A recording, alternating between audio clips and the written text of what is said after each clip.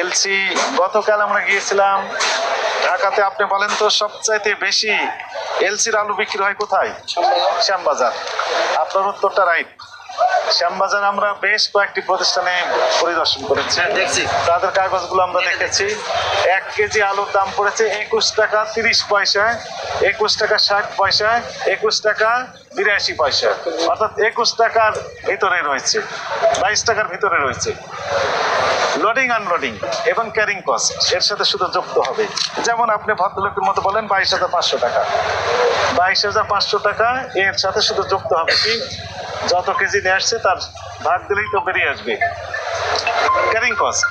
আর একটা আছে কি লোডিং এবং আনলোডিং। 15,000 কেজিতে পাইছি 13,400 কেজি। এতে করে আমরা যেটি দেখেছি তাতে করে আপনার 27 টাকার ভিতরে সব হয়ে যাচ্ছে। ভাই আপনি এই যে আলু দিয়েছেন যাত্রাবাড়ি বিক্রি